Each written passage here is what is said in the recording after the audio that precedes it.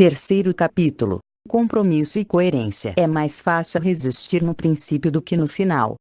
Leonardo da Vinci. Um estudo realizado por uma dupla de psicólogos canadenses descobriu algo fascinante sobre os apostadores de corridas de cavalos. Logo após fazerem as apostas, eles estão muito mais confiantes nas chances de vitória do que antes. Claro que nada muda nas chances reais do cavalo. Trata-se do mesmo animal, na mesma pista, no mesmo hipódromo.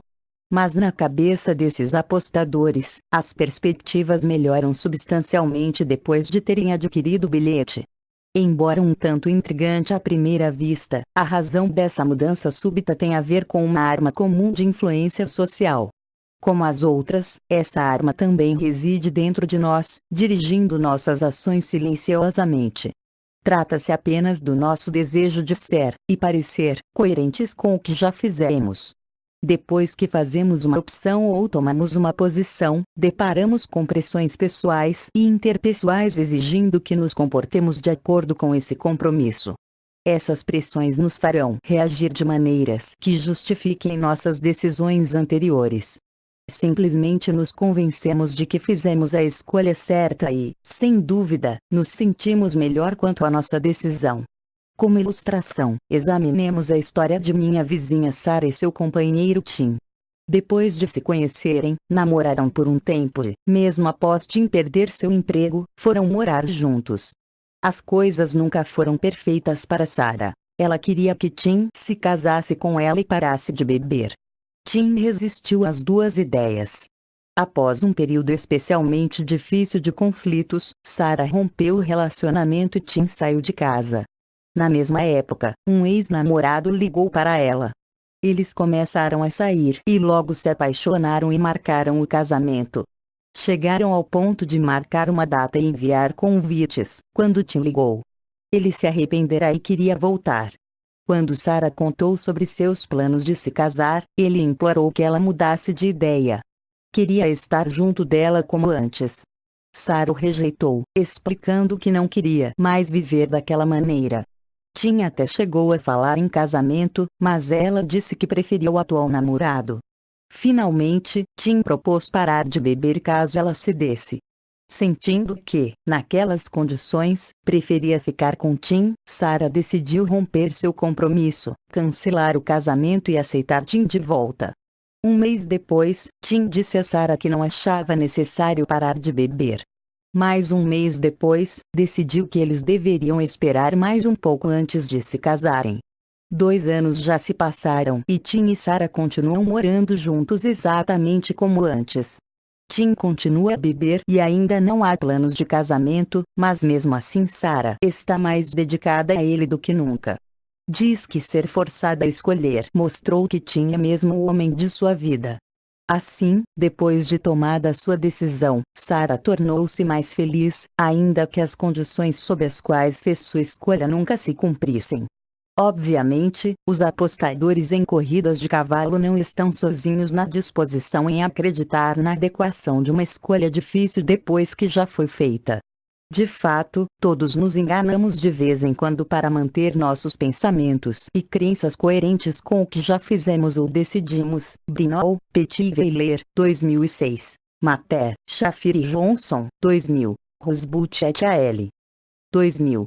Por exemplo, logo após votarem, os eleitores ficam mais confiantes de que seu candidato vencerá. Reagan e Kilduff, 1988. Mantendo a coerência, não é de hoje que os psicólogos compreendem o poder do princípio da coerência em direcionar a ação humana.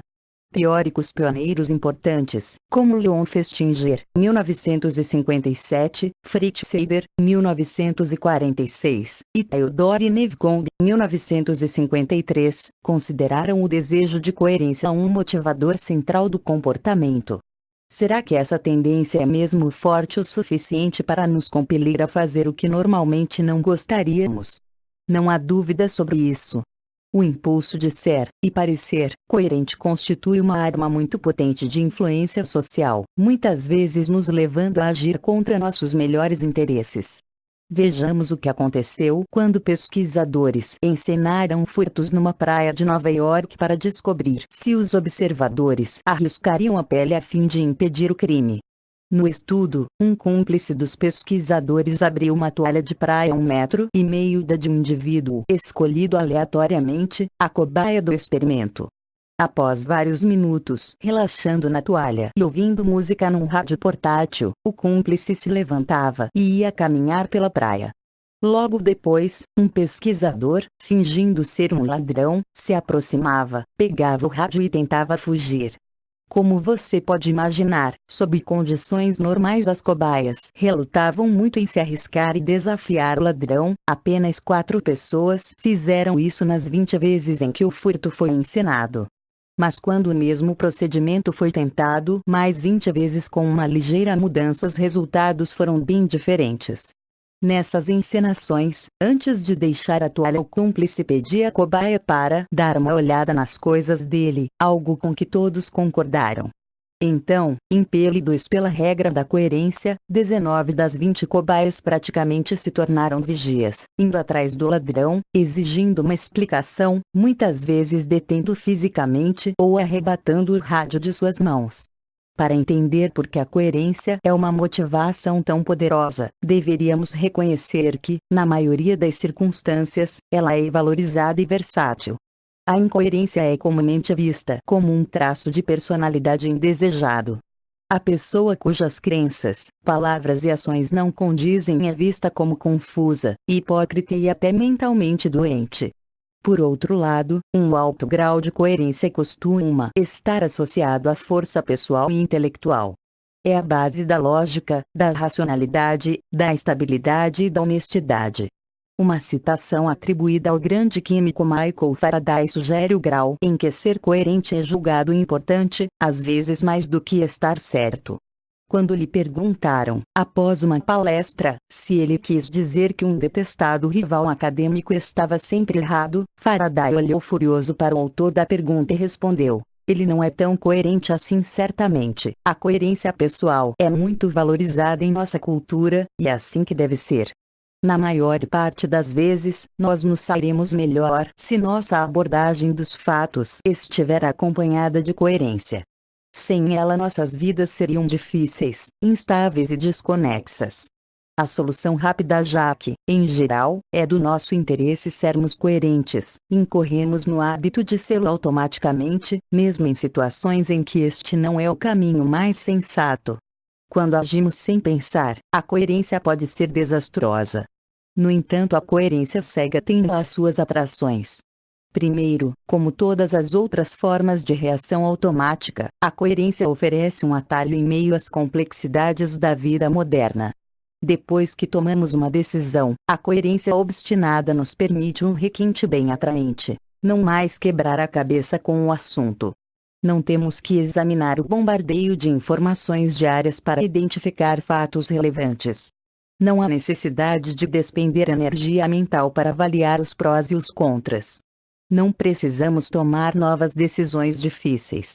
Em vez disso, tudo o que temos que fazer quando somos confrontados com as questões é, ligar nossa fita da coerência para, sabermos em que acreditar, o que dizer ou o que fazer.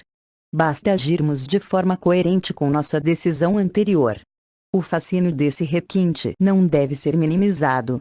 Ele oferece um método conveniente, relativamente simples e eficiente de lidar com as complexidades da vida diária, que tanto exigem de nossas energias e capacidades mentais.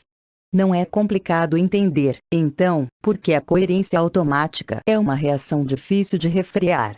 Ela nos oferece um meio de escapar dos rigores do pensamento constante. Com nossas fitas da coerência operando, podemos seguir em frente, felizes por não precisarmos pensar tanto. Como observou o pintor inglês Joshua Reynolds, não há expediente ao qual um homem não venha a recorrer para evitar o trabalho de pensar. A fortaleza insensata. Existe também uma segunda atração, mais perversa, da coerência mecânica.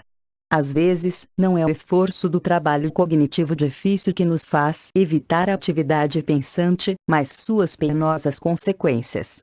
Ter que encarar o conjunto desagradavelmente claro e indesejável de respostas fornecidas pelo raciocínio pode estimular nossa opção pela preguiça mental.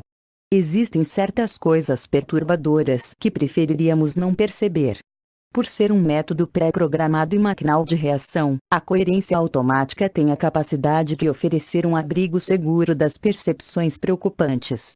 Protegidos pela fortaleza da coerência rígida, podemos ser impermeáveis aos ataques da razão.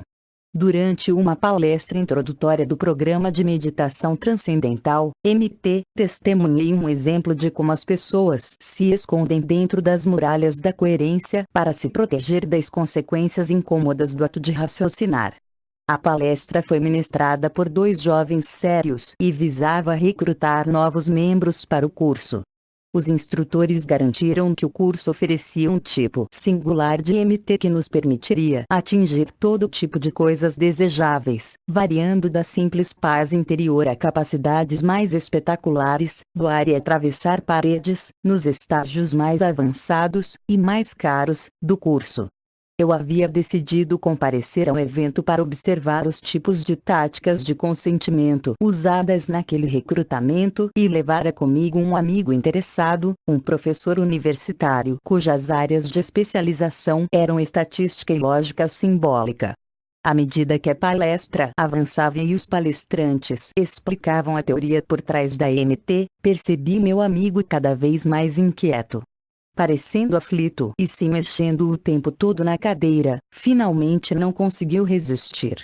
Quando os palestrantes convidaram o público a fazer perguntas, ele levantou a mão e, educadamente porém de maneira firme, destruiu a apresentação que acabáramos de ouvir. Em menos de 2 minutos, apontou exatamente porque o argumento complexo dos palestrantes era contraditório, ilógico e absurdo. O efeito sobre os palestrantes foi devastador. Após um silêncio confuso, cada um tentou uma resposta, mas pararam na metade, consultaram colegas e, por fim, admitiram que os pontos do meu amigo eram válidos e exigiam um estudo posterior. Mais interessante para mim, porém, foi o efeito sobre o resto do público. Ao final da sessão de perguntas, os 2 recrutadores se viram diante de uma multidão de membros do público pagando $75 para ingressar no curso de MT. Cutucando-se, dando de ombros e deixando escaparem risadinhas enquanto recolhiam os pagamentos, os recrutadores exibiram sinais de puro espanto. Após o que havia parecido um golpe constrangedor, a palestra acabou se tornando um grande sucesso, gerando níveis anormais de aprovação. Embora um tanto intrigado, atribuí a reação do público à incompreensão da lógica dos argumentos do meu colega. Mas descobri que aconteceu o inverso. Fora da sala de conferências, após o evento, fomos abordados por 3 pessoas que já haviam pago sua matrícula. Queriam saber por que tínhamos assistido à palestra. Explicamos e lhes devolvemos a pergunta. Um deles era um aspirante ator que queria desesperadamente vencer em sua carreira e havia ido à reunião para ver se a MT lhe daria o autocontrole indispensável ao domínio de sua arte. Os recrutadores tinham-lhe assegurado que sim. O segundo se descreveu como um insone profundo que esperava que a MT proporcionasse o relaxamento necessário para conseguir dormir. O terceiro servia como um porta-voz não oficial. Estava se dando mal na faculdade porque o tempo de estudo nunca era suficiente. Havia ido à reunião para descobrir se a meditação poderia fazer com que precisasse de menos horas de sono à noite. O tempo ganho poderia ser então usado para estudar. É interessante observar que os recrutadores lhe informaram, assim como para o insone, que as técnicas apresentadas poderiam resolver seus respectivos problemas, embora opostos. Ainda pensando que os 3 se matricularam porque não entenderam as objeções do meu amigo, comecei a questioná-los sobre aspectos do argumento dele. Para minha surpresa, descobri que haviam entendido perfeitamente seus comentários. Foi justamente a consistência de seu argumento que os levou a se inscreverem correndo no curso. O porta-voz explicou bem. Eu não pretendia gastar nada esta noite porque estou quebrado. Ia esperar até a próxima reunião. Mas quando seu colega começou a falar, senti que, se eu não entregasse o dinheiro agora, quando voltasse para casa começaria a pensar no que ele disse e jamais me inscreveria. De repente, as coisas começaram a fazer sentido. Aquelas eram pessoas com problemas reais buscando desesperadamente uma solução que, se fôssemos acreditar nos líderes da discussão, seria encontrada na MT. Movidos por suas necessidades, queriam acreditar que a meditação era sua resposta. Eis que, por intermédio de meu colega, intromete-se a voz da razão, mostrando que a teoria subjacente à sua solução recém-descoberta era ilógica. E então o pânico se instalou. Algo precisa ser feito logo antes que a racionalidade se imponha, deixando-os de novo sem esperanças. Muralhas urgentes contra a razão são necessárias. Não importa que a fortaleza a ser erguida seja insensata. Rápido, um abrigo contra o pensamento. Aqui, tome o dinheiro. Ufa, escapei por um triz. Já não preciso pensar no problema. A decisão foi tomada e, de agora em diante, a fita da coerência pode ser tocada sempre que necessário. MT. Claro que acho que vai me ajudar. Com certeza vou ter sucesso. Acredito piamente na MT. Já paguei minha inscrição, certo? Os confortos da coerência maquinal. Agora vou ter um pouco de sossego. Bem melhor que a preocupação e o cansaço daquela busca difícil. Esconde-se, ao que parece, a coerência automática funciona como um escudo contra o pensamento. Não surpreende que ela possa também ser explorada por aqueles que prefeririam que respondêssemos aos seus pedidos sem pensar.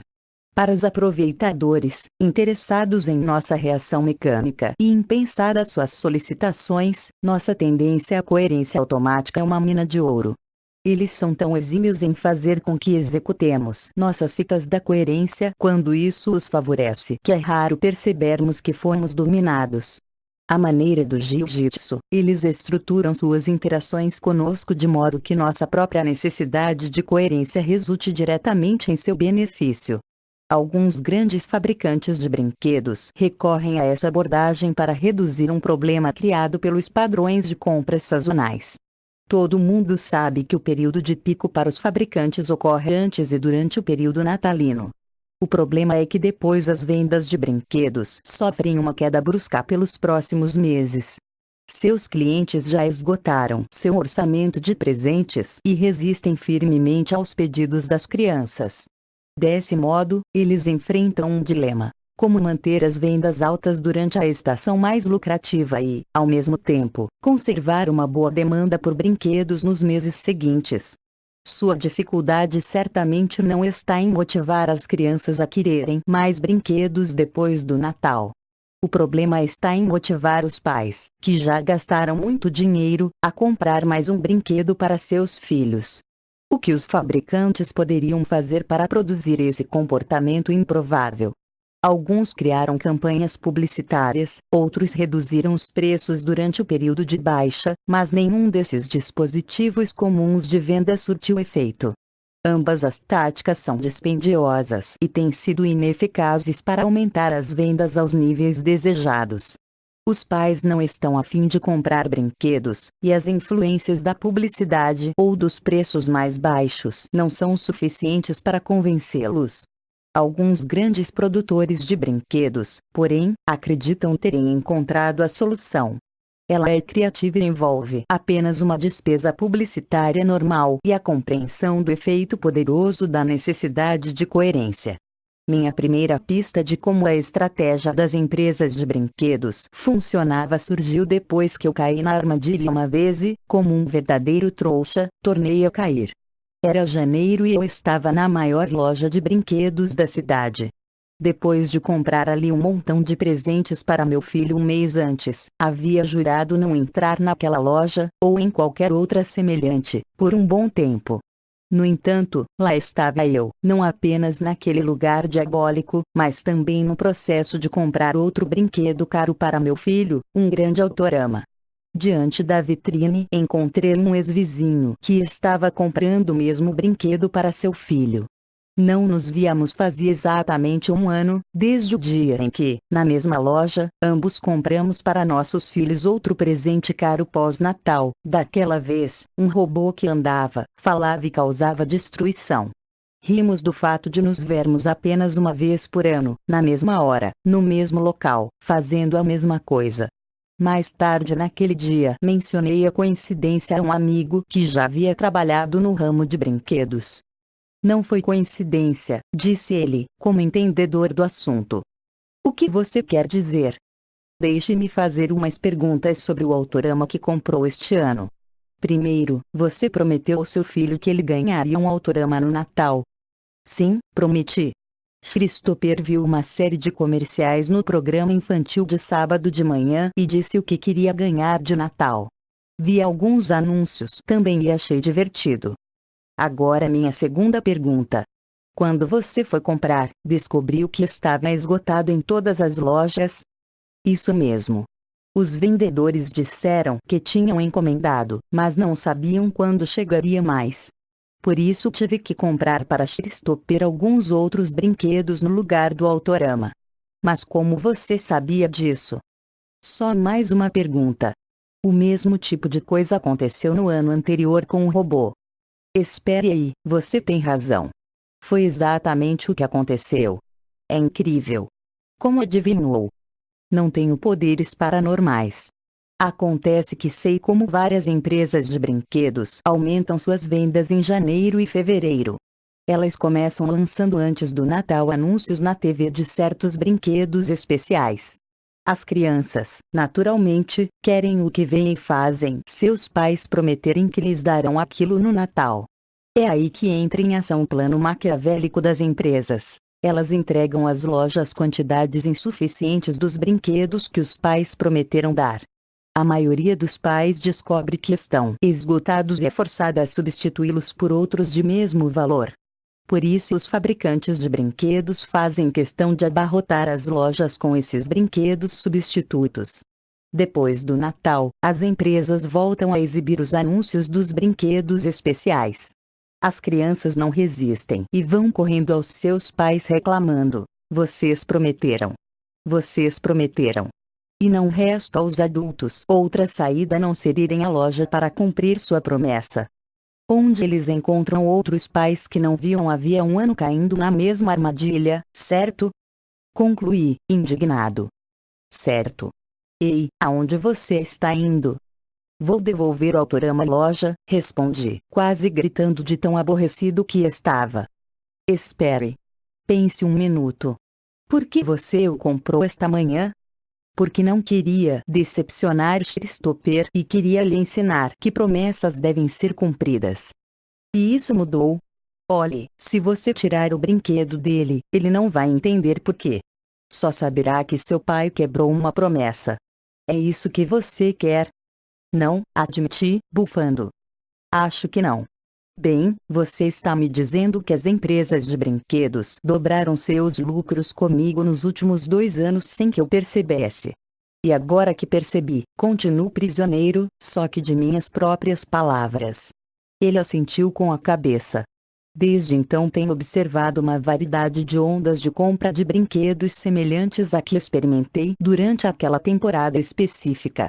Historicamente, porém, a que mais se enquadra no padrão é a das Cabbage Patch Kids, bonecas de $25 que foram bastante promovidas durante as épocas natalinas de meados da década de 1980, mas cujo suprimento nas lojas foi insuficiente. Algumas das consequências dessa manobra foram: uma acusação de propaganda enganosa por parte do governo contra o fabricante das Kids por continuarem anunciando bonecas que não estavam disponíveis. Grupos de adultos ensandecidos brigando nas lojas de brinquedos ou pagando até $700 em leilões de bonecas para honrar a promessa feita às filhas. E $150 milhões em vendas que se estenderam bem além do mês do Natal.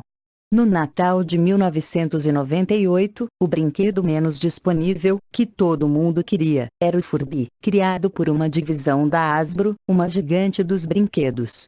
Quando perguntaram o que os pais, frustrados por não conseguirem obter o Furby, deveriam dizer aos filhos, um porta-voz da empresa aconselhou que fizessem o tipo de promessa que tem beneficiado os fabricantes de brinquedos há décadas. Vou tentar comprar, mas, se não conseguir agora, comprarei depois.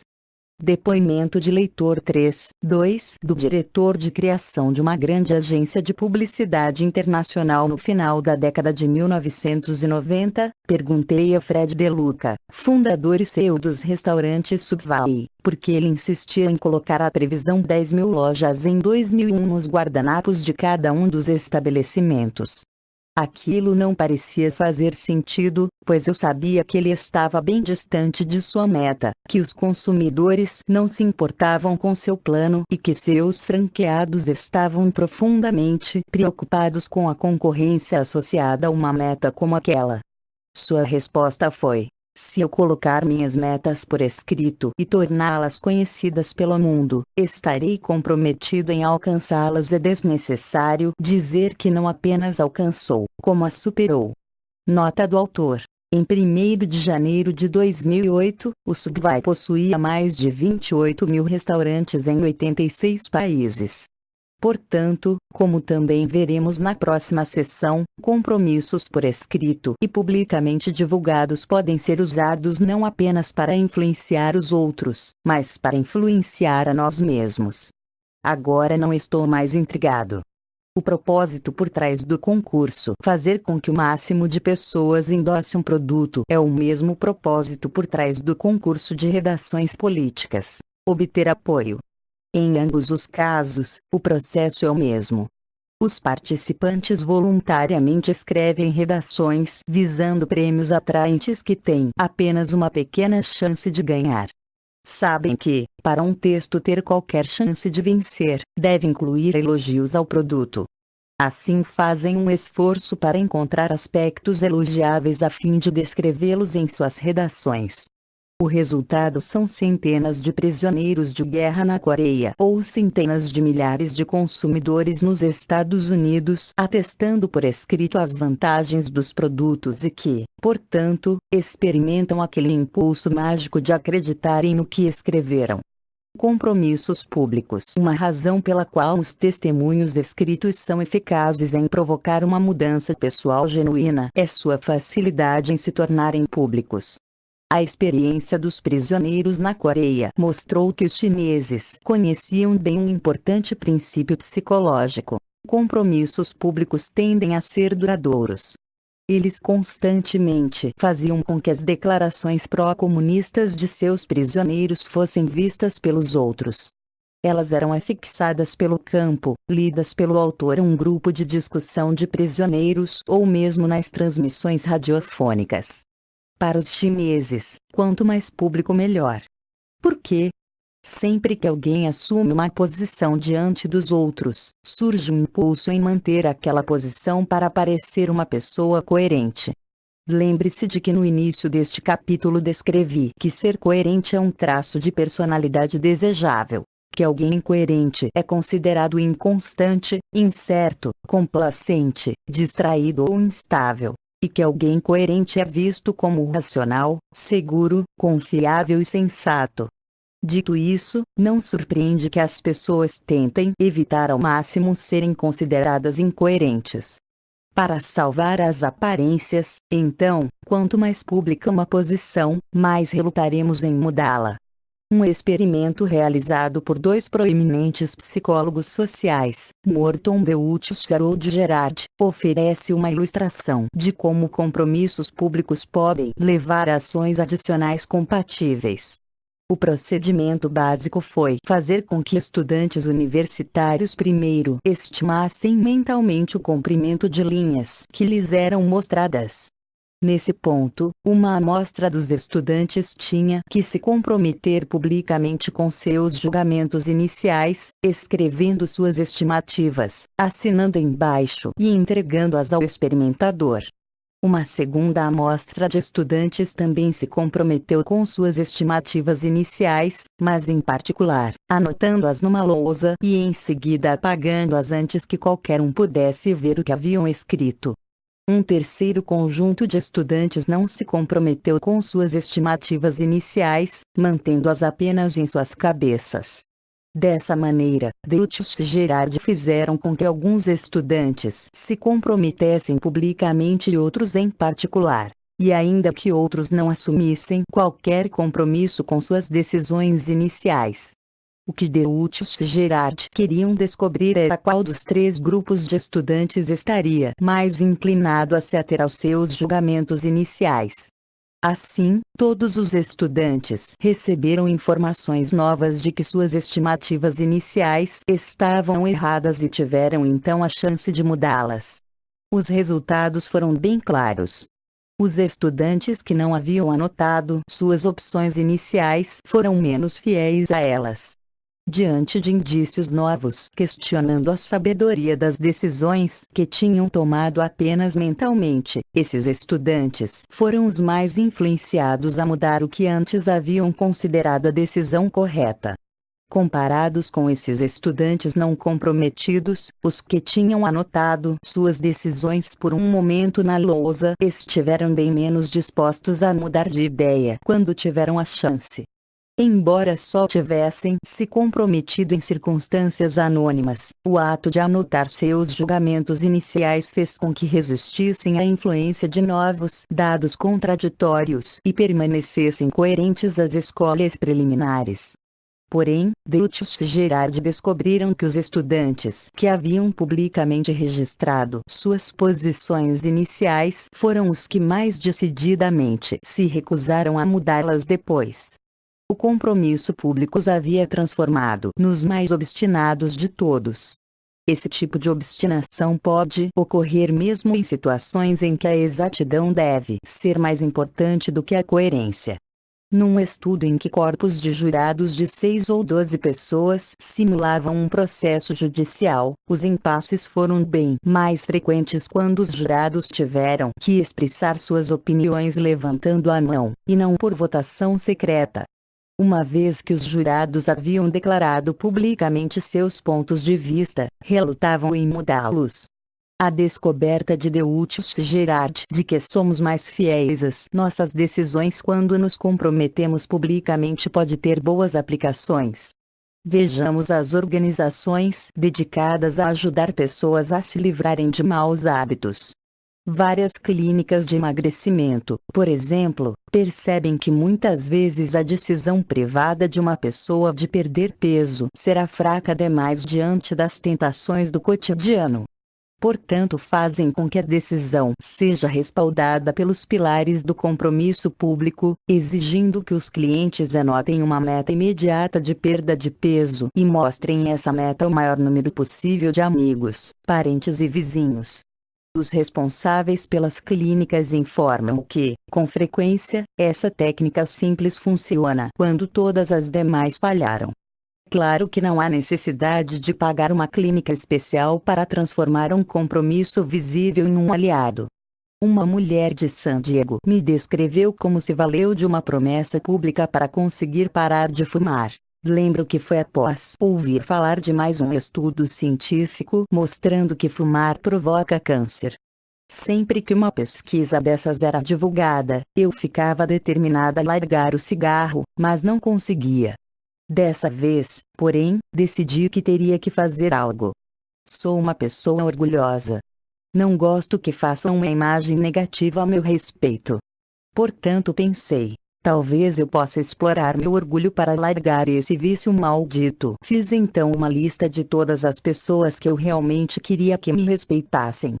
Depois comprei uns cartões e escrevi no verso de todos eles: prometo a você que nunca mais fumarei outro cigarro. Após uma semana, eu havia entregado ou enviado um cartão a cada um da minha lista. Meu pai, meu irmão no outro lado do país, meu chefe, minha melhor amiga, meu ex-marido, todo mundo menos o meu namorado. Eu era louca por ele e não queria decepcioná-lo. Pensei 2 vezes antes de lhe entregar um cartão, porque sabia que, se não conseguisse manter minha promessa a ele, eu morreria.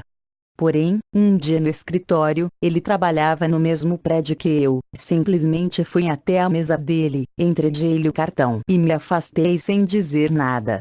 Deixar de fumar na marra foi a coisa mais difícil que já vi. Deve ter havido 1000 ocasiões em que quase desisti. Mas sempre que esmorecia, eu imaginava o que todas as pessoas da minha lista pensariam de mim se eu não cumprisse minha palavra.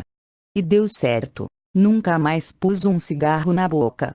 O esforço a mais está provado que, quanto maior o esforço envolvido num compromisso, maior será sua capacidade de influenciar as atitudes da pessoa que o assumiu. Podemos encontrar esses indícios bem perto de nós ou nas regiões remotas do mundo primitivo.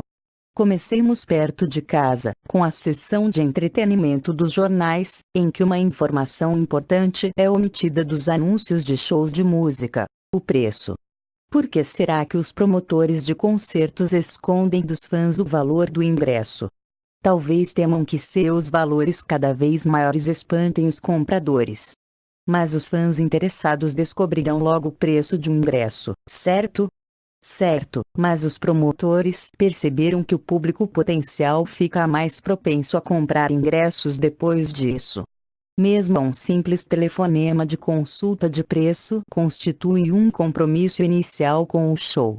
Após despenderem tempo e esforço na tentativa de completarem a ligação e serem atendidos, no momento em que descobrem o preço do ingresso, os fãs estão exatamente como os promotores querem, ao final de um compromisso ativo, público e trabalhoso com o evento. Depoimento de leitor 3 de um professor universitário canadense. Acabei de ler uma matéria no jornal sobre como um proprietário de restaurante, por meio de compromissos públicos, solucionou um grande problema de clientes que reservavam mesas mas não apareciam. Não sei se ele leu ou não seu livro, mas o fato é que fez algo que se enquadra perfeitamente no princípio de compromisso e coerência que você aborda. O homem pediu às recepcionistas que deixassem de dizer por favor, ligue se mudar seus planos e começassem a indagar: você vai nos ligar se mudar seus planos? Esperando pela resposta. Sua taxa de desistências caiu de 30% para 10%. Nota do autor. Que elemento nessa mudança sutil provocou uma diferença tão drástica? Para mim, foi a pergunta da recepcionista, e a pausa esperando a promessa. Ao incitar os clientes a assumir um compromisso público, a abordagem aumentou as chances de que o cumprissem. Existe também um exemplo mais remoto do poder dos compromissos árduos. Uma tribo do sul da África, Tonga, exige que cada menino passe por uma elaborada cerimônia de iniciação antes de ser considerado um homem da tribo. Como acontece com os meninos em muitas outras tribos primitivas, o menino Tonga passa por várias provas antes de ser admitido como membro do grupo dos adultos. Os antropólogos Viting, Klukon e Antony descreveram esse período sofrido de 3 meses em termos breves porém eloquentes. Meninos na faixa etária de 10 a 16 anos são enviados pelos pais à escola da circuncisão, que é promovida a cada 4 ou 5 anos. Ali, na companhia dos colegas da mesma faixa etária, sofrem várias humilhações dos homens adultos daquela sociedade. A iniciação começa com cada menino percorrendo um corredor polonês onde é espancado com porretes. Ao final da experiência, suas roupas são tiradas e seus cabelos cortados.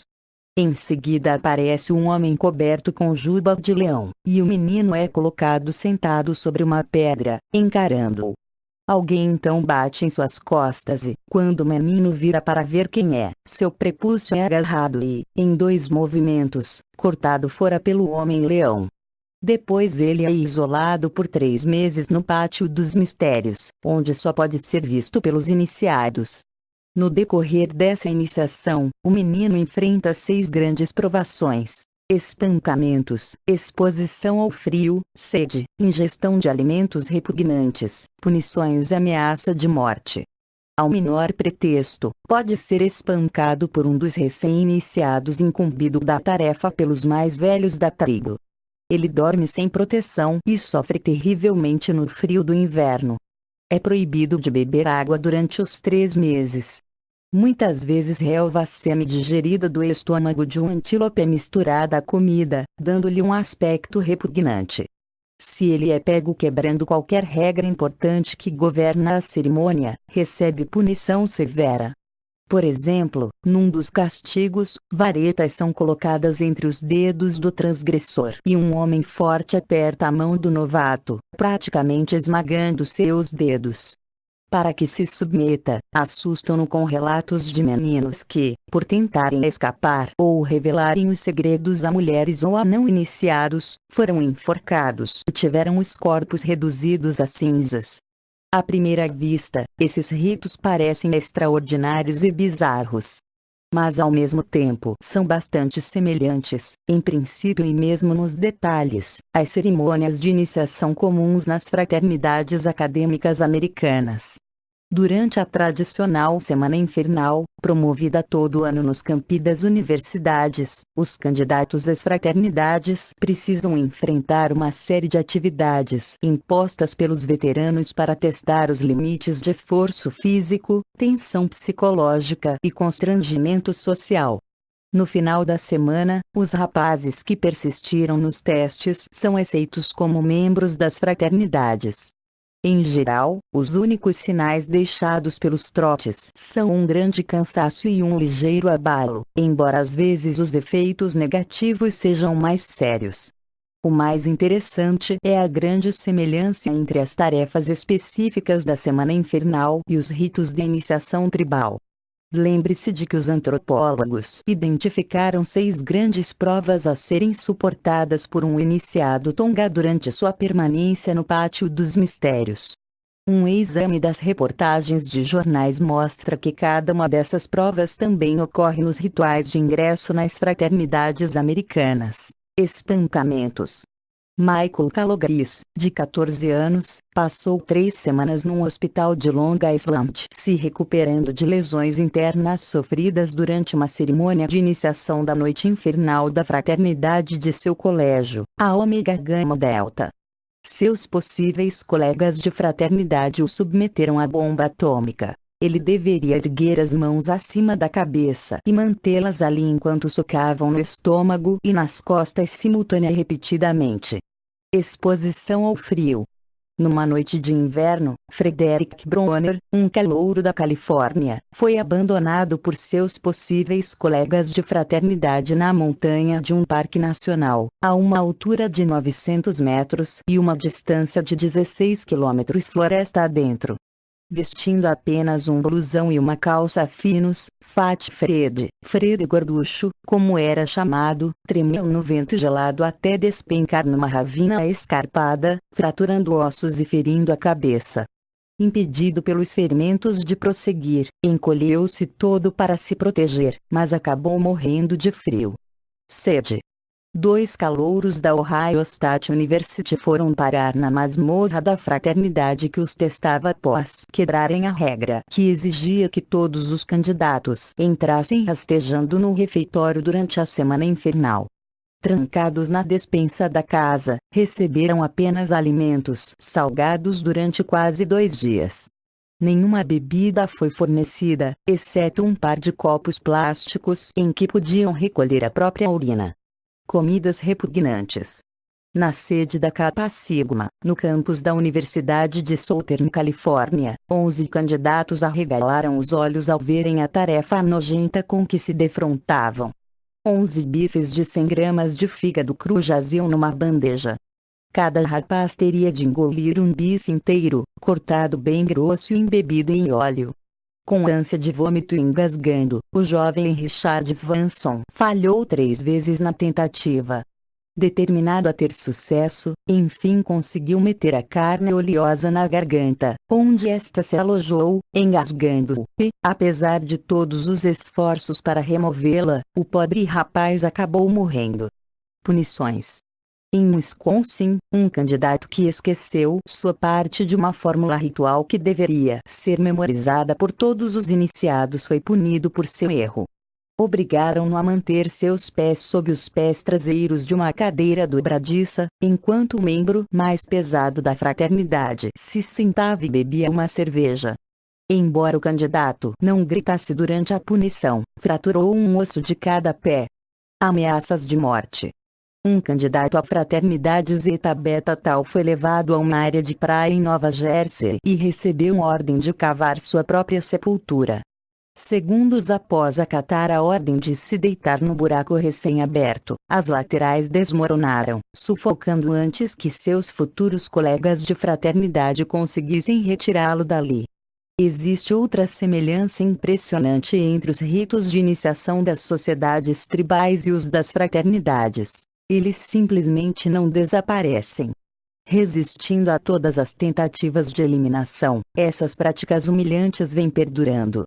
As autoridades, na forma de governos coloniais ou administrações universitárias, tentaram ameaças, pressões sociais, ações legais, expulsões, subornos e proibições para persuadir os grupos a remover os riscos e as humilhações de suas cerimônias de iniciação. Nada disso teve sucesso. Pode até haver uma mudança enquanto a autoridade está vigiando de perto, mas costuma ser mais aparente do que real. Os trotes mais pesados continuam sendo praticados em segredo, esperando que a pressão desapareça para ressurgirem. Em alguns campi universitários, os dirigentes tentaram assumir o controle direto sobre os rituais de iniciação ou substituir os trotes perigosos por uma semana assistencial de serviço cívico. Quando essas tentativas não são contornadas às escondidas pelas fraternidades, são alvos da resistência física direta.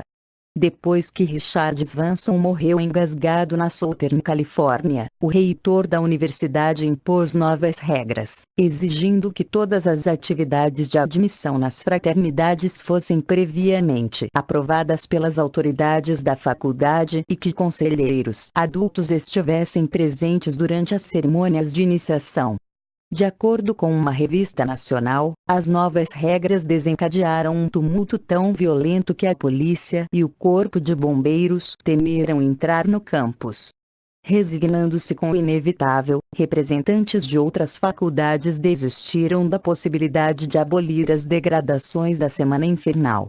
Se os ritos de iniciação humilhantes são uma atividade humana universal, e todos os sinais apontam para essa conclusão, dificilmente serão banidos. Se sua prática aberta for proibida, irão se tornar clandestinos. Não dá para proibir o sexo, não dá para proibir o álcool e provavelmente não dá para proibir os ritos de iniciação. O que torna as práticas humilhantes de iniciação tão valiosas para essas sociedades? O que faz com que os grupos tentem burlar, sabotar ou contestar qualquer esforço para banir os aspectos degradantes e perigosos de suas cerimônias de iniciação? Algumas pessoas argumentam que os próprios grupos são compostos de degenerados psicológicos ou sociais, cujas necessidades deturpadas exigem que colegas sejam prejudicados e humilhados. Os dados, porém, não respaldam esse ponto de vista. Estudos de traços de personalidade de membros de fraternidades, por exemplo, mostram que eles são até um pouco mais bem ajustados psicologicamente do que outros colegas. De forma semelhante, as fraternidades são conhecidas pela disposição em se envolver em projetos comunitários benéficos para a sociedade. O que essas fraternidades não estão dispostas a fazer, porém, é substituir suas cerimônias de iniciação por esses projetos. Uma pesquisa na Universidade de Washington descobriu que, dentre as fraternidades examinadas, a maioria tinha um tipo de tradição de semana assistencial, só que adicional à semana infernal. Somente em um caso esse serviço estava diretamente relacionado aos procedimentos de iniciação. O quadro que emerge dos perpetradores das práticas de iniciação é de indivíduos normais que tendem a ser psicologicamente estáveis e socialmente responsáveis, mas que se tornam implacáveis como grupo numa única ocasião, logo antes da admissão de novos membros à sociedade. Os indícios, então, apontam para a cerimônia como a real culpada.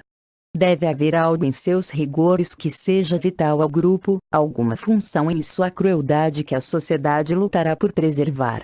O que seria? Acredito que a resposta tenha surgido em 1959 nos resultados de um estudo pouco conhecido fora do campo da psicologia social. Uma dupla de jovens pesquisadores, Elliot Aronson e Judson Mills, decidiu testar sua observação de que pessoas que passam por muitos contratempos ou sofrimentos para alcançarem algo tendem a valorizá-lo mais do que aquelas que obtêm a mesma coisa com um mínimo de esforço. A verdadeira inspiração foi sua escolha da cerimônia de iniciação como o melhor evento para examinar essa possibilidade. Eles descobriram que alunas universitárias que tiveram que suportar uma cerimônia de iniciação constrangedora para ingressarem no grupo de discussão de sexo se convenceram de que seu novo grupo e suas discussões eram extremamente valiosos, embora Aronson e Mills tivessem ensaiado os demais membros a serem o mais inúteis e desinteressantes possível. Outras colegas que passaram por uma cerimônia de iniciação mais leve ou não passaram por iniciação alguma mostraram bem menos confiança no grupo novo e inútil. Pesquisas adicionais revelaram os mesmos resultados quando os alunos tiveram que suportar dor, em vez de constrangimento, para ingressar no grupo. Quanto mais choques elétricos uma mulher recebia como parte da cerimônia de iniciação, mais convencida se mostrava depois de que seu novo grupo e suas atividades eram interessantes, inteligentes e desejáveis. Com isso, os constrangimentos, os esforços e até os espancamentos dos rituais de iniciação começam a fazer sentido. O membro da tribo Tonga, observando com lágrimas nos olhos seu filho de 10 anos tremer a noite inteira no chão frio do pátio dos mistérios, e o veterano universitário rindo nervoso ao humilhar o candidato à fraternidade na semana infernal. Estes não são atos de sadismo. São atos de sobrevivência do grupo. Funcionam, por estranho que pareça, para estimular os futuros membros da sociedade a achar o grupo mais atraente e válido. Enquanto as pessoas gostarem daquilo que lutam por conseguir, esses grupos continuarão promovendo ritos de iniciação desagradáveis. A fidelidade e a dedicação dos novos membros aumentarão muito as chances de coesão e sobrevivência do grupo. De fato, um estudo de 54 culturas tribais descobriu que aquelas com as cerimônias de iniciação mais dramáticas e rigorosas exibiam a maior solidariedade grupal. Dada a demonstração de Aronson e Mills de que a severidade de uma cerimônia de iniciação aumenta substancialmente o comprometimento do novo membro com o grupo, não surpreende que os grupos venham a se opor a todas as tentativas de eliminar esse vínculo crucial para sua força futura. Grupos e organizações militares não estão isentos desses mesmos processos. As agonias das iniciações dos campos de treinamento são famosas e eficazes. O romancista William Styron atestou sua eficiência ao narrar o sofrimento de seu próprio treinamento pesadelo tipo campo de concentração com os fuzileiros navais dos Estados Unidos. Não há nenhum ex-fuzileiro que eu conheça que não veja o treinamento como uma prova da qual emergiu de certa forma mais resistente, mais valente e pronto para tudo. Embora os rigores do treinamento básico sejam aprovados pelas altas patentes, existe uma política de tolerância zero para incidentes anormalmente rígidos, como aqueles contidos em 2 vídeos revelados pela TV em 1997. Os vídeos mostravam a prática de alfinetar para sangrar, em que fuzileiros paraquedistas que completaram 10 saltos de treinamento recebem seus distintivos. Os distintivos, com 2 pontas afiadas na parte de trás, são colocados na camisa do iniciado e depois esmurrados, batidos e socados enquanto ele se contorce e grita de dor. Apesar das declarações de indignação e repugnância dos líderes militares, somente um dos 30 fuzileiros flagrados infligindo tormento teve sua dispensa recomendada. Alguns poucos foram encaminhados para orientação psicológica, ao passo que a participação da maioria, 20, foi simplesmente ignorada. Mais uma vez, parece que, para grupos preocupados em fomentar uma sensação duradoura de solidariedade e superioridade, as atividades de iniciação penosas não serão eliminadas com facilidade. A escolha interior, a análise de atividades tão diferentes, como as práticas de doutrinação dos comunistas chineses e os rituais de iniciação das fraternidades universitárias, proporciona algumas informações valiosas sobre compromisso. Parece que os mais eficientes em mudar a autoimagem e o comportamento futuro das pessoas são aqueles ativos, públicos e trabalhosos. Porém, existe outra propriedade do compromisso eficaz que é mais importante que as outras três combinadas. Para entendermos qual é, precisamos primeiro resolver dois enigmas nas ações dos interrogadores comunistas e dos membros das fraternidades universitárias. O primeiro enigma está na recusa das fraternidades em permitir que atividades de serviço público façam parte das cerimônias de iniciação. Recordemos a pesquisa de Walker, que informou que projetos comunitários, embora frequentes, quase sempre eram separados do programa de iniciação dos membros. Por quê? Se o que as fraternidades buscam em seus ritos de admissão é um compromisso trabalhoso, elas poderiam estruturar atividades cívicas suficientemente desagradáveis e penosas para seus candidatos. Fazer reparos em asilos, trabalhar nos pátios de centros de saúde mental e limpar urinóis de hospitais, por exemplo, constituem atividades repulsivas o bastante. Além disso, esses tipos de tarefas de espírito comunitário contribuiriam para melhorar a imagem pública desfavorável dos ritos da Semana Infernal das Fraternidades. Uma pesquisa mostrou que, para cada matéria de jornal positiva envolvendo a Semana Infernal, havia 5 outras negativas. Ainda que apenas por razões de relações públicas, seria do interesse das fraternidades incorporar serviços comunitários às suas práticas de iniciação. Mas elas não o fazem. Para examinar o segundo enigma, precisamos retornar aos campos chineses de prisioneiros na Coreia e aos concursos de redações políticas promovidos entre os prisioneiros americanos.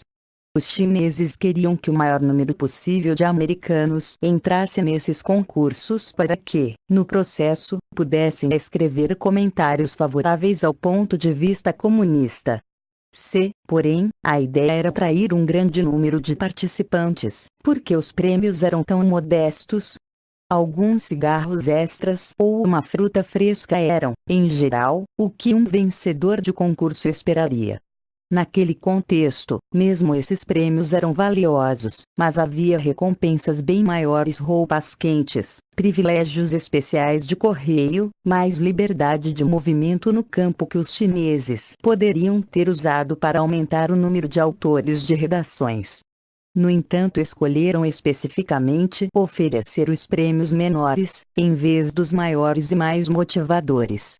Embora os cenários sejam bem diferentes, as fraternidades pesquisadas se recusavam a permitir atividades cívicas em suas cerimônias de iniciação pelo mesmo motivo que os chineses evitavam prêmios grandes no lugar de estímulos menos significativos. Eles queriam que os participantes fossem responsáveis pelo que haviam feito.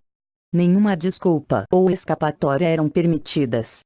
Um candidato que sofreu uma iniciação penosa não poderia receber a chance de acreditar que agiu por motivos beneficentes.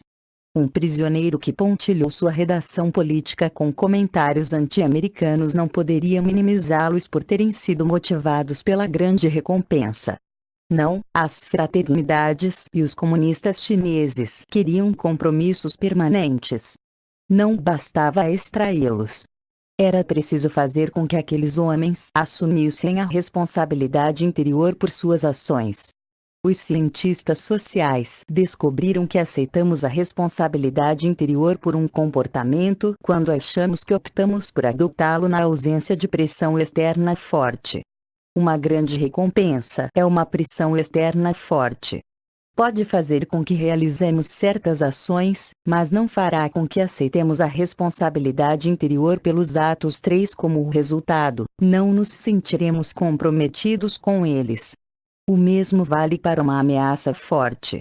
Ela pode motivar a anuência imediata, mas dificilmente produzirá um compromisso de longo prazo. Tudo isso possui implicações importantes para a educação dos filhos. Sugere que nunca devemos subornar ou ameaçar fortemente as crianças para fazerem as coisas nas quais queremos que acreditem. É provável que essas pressões produzam uma anuência apenas temporária aos nossos desejos. Porém, se quisermos algo mais, se quisermos que nossos filhos acreditem na justeza do que fizeram, se quisermos que continuem repetindo o comportamento desejado quando não estivermos presentes para aplicar essas pressões exteriores, então precisamos fazer com que aceitem a responsabilidade interior pelas ações que esperamos que realizem. Um experimento de Jonathan Friedman fornece algumas pistas sobre o que fazer e o que não fazer a esse respeito. Friedman queria ver se conseguia impedir que meninos do 2º ou 4º ano se distraíssem com um brinquedo fascinante só porque, umas 6 semanas antes, ele tinha dito que era errado. Quem costuma lidar com meninos de 7 a 9 anos entende a dificuldade da tarefa, mas Friedman contava com um plano. Se conseguisse primeiro fazer com que os meninos se convencessem de que era errado brincar com o brinquedo proibido, talvez aquela crença os impedisse de fazê-lo dali em diante. A dificuldade estava em convencer os meninos de que era errado se divertir com o brinquedo, um robô caríssimo com controle remoto.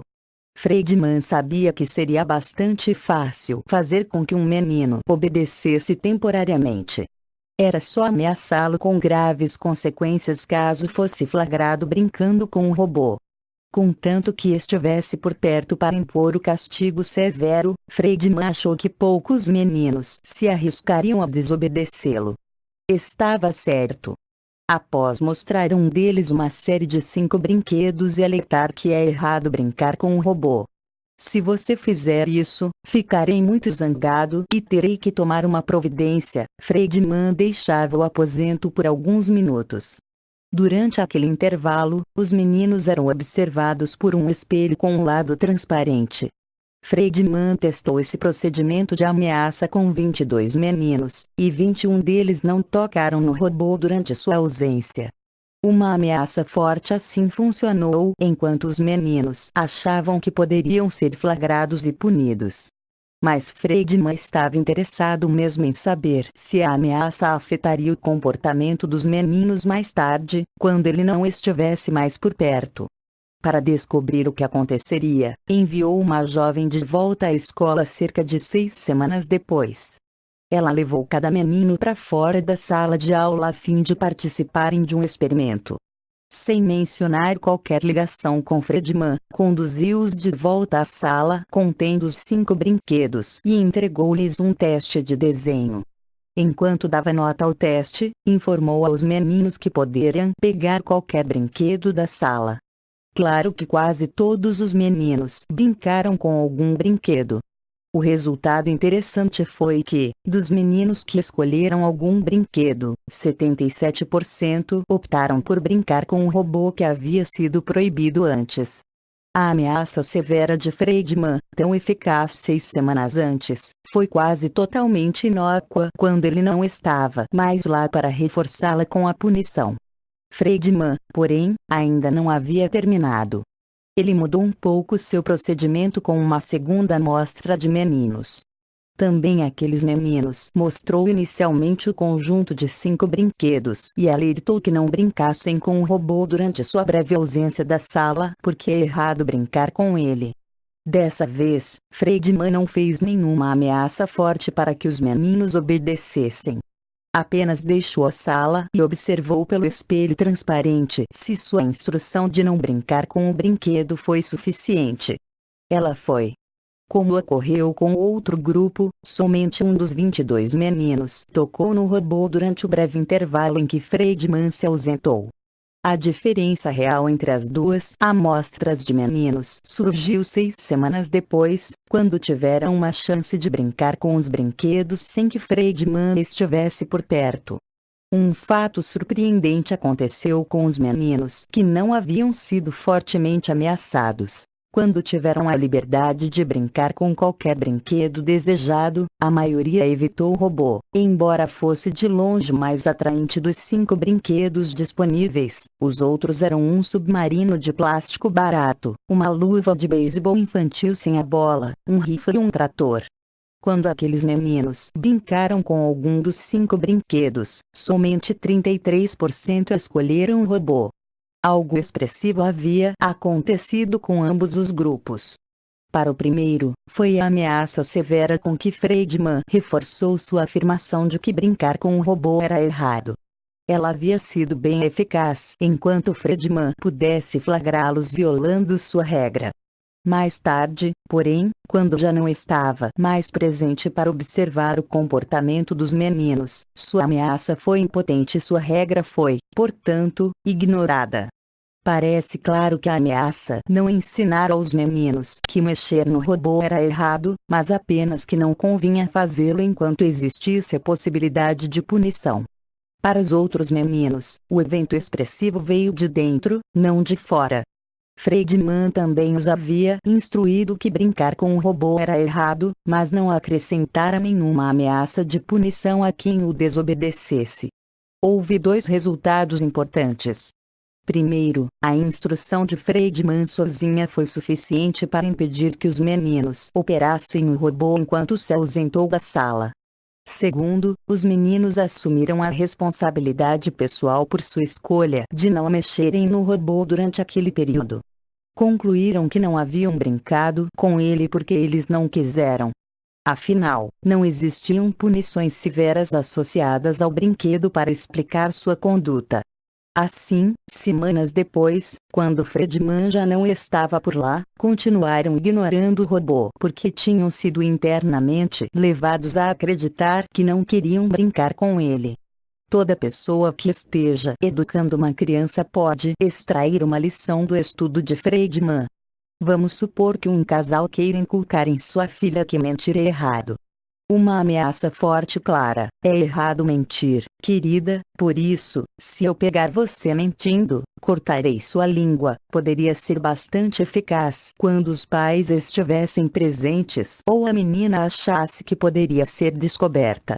Porém, não atingiria o objetivo maior de convencê-la de que ela não quer mentir porque ela mesma pensa que é errado. Para isso é preciso uma abordagem bem mais sutil. Faz-se necessário dar um motivo que seja forte o bastante para estimulá-la a ser honesta na maioria das vezes, mas não tão forte a ponto de ser visto como a razão óbvia de sua honestidade. Não é tão fácil assim, porque esse motivo ligeiramente suficiente muda de criança para criança. Para uma criança, um simples pedido talvez baste: é ruim mentir, querida, por isso espero que você não faça isso. Para a outra, talvez seja necessário acrescentar um motivo um pouco mais forte, porque se você mentir, ficarei decepcionado com você. Para uma terceira criança, uma forma branda de advertência pode ser necessária também, e eu provavelmente terei que fazer algo bem desagradável. Pais sensatos saberão qual tipo de motivo funcionará com seus filhos. O importante é usar um motivo que produza de cara o comportamento desejado, ao mesmo tempo que permita à criança assumir a responsabilidade pessoal por aquela conduta. Desse modo, quanto menos pressão externa detectável aquele motivo contiver, mais eficaz ele será. Selecionar o motivo certo não é uma tarefa fácil para os pais, mas o esforço valerá a pena. Provavelmente isso significará a diferença entre uma obediência efêmera e o compromisso de longo prazo. Como Samuel Butler escreveu mais de 300 anos atrás, aquele que concorda contra sua vontade continua com a mesma opinião. Pernas para se sustentar por 2 motivos já mencionados. Os profissionais da persuasão adoram compromissos que produzem mudanças interiores. Primeiro, essa mudança não é apenas específica à situação em que primeiro ocorreu, ela abrange uma série de situações análogas também. Segundo, os efeitos da mudança são duradouros. Portanto, uma vez que as pessoas tenham sido induzidas a tomar atitudes que mudam suas autoimagens para, digamos, as de cidadãos de espírito comunitário, estarão inclinadas a exibir esse comportamento numa variedade de outras circunstâncias em que seu consentimento também possa ser desejado. E elas tenderão a manter sua conduta por muito tempo, enquanto perdurar a nova autoimagem. Existe outro atrativo nos compromissos que levam à mudança interior. Eles desenvolvem suas próprias pernas. O profissional da persuasão não precisa realizar um esforço dispendioso e constante para reforçar a mudança. A pressão pela coerência dará conta do recado.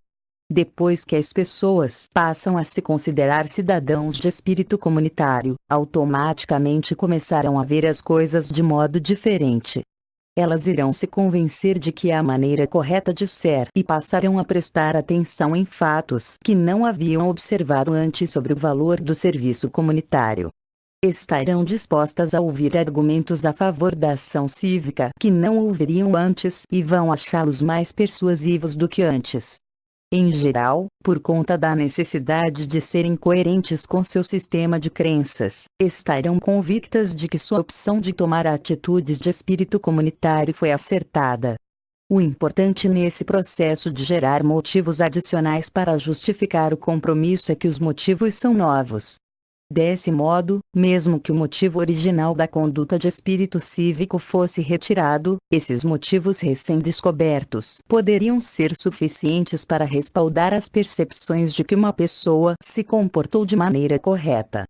A vantagem para um profissional da persuasão inescrupuloso é imensa. Como desenvolvemos novos suportes para as escolhas com que nos comprometemos, um indivíduo explorador pode nos oferecer um estímulo para que façamos determinada escolha. Depois de tomada a decisão, ele pode remover aquele estímulo, sabendo que nossa decisão provavelmente se sustentará em suas próprias pernas recém-criadas. Concessionárias de automóveis com frequência tentam se beneficiar desse processo por um artifício que chamam de técnica da bola baixa, em que um custo é subestimado de propósito. Deparei pela primeira vez com ela quando me passava por trainee de vendas numa loja da Chevrolet. Após uma semana de instrução básica, fui autorizado a observar os vendedores em ação e a técnica logo chamou a minha atenção. Para certos clientes, um carro é oferecido a um preço muito bom, talvez de até $400 abaixo dos preços dos concorrentes. A pechincha, porém, não é genuína. O revendedor não pretende honrar aquele valor. O seu único propósito é fazer com que os clientes potenciais decidam comprar um dos carros da concessionária.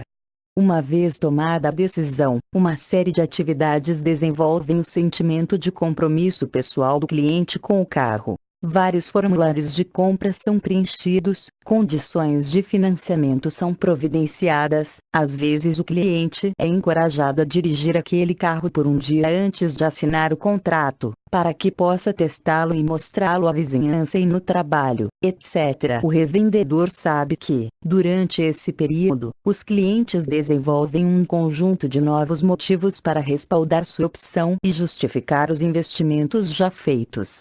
Então algo acontece.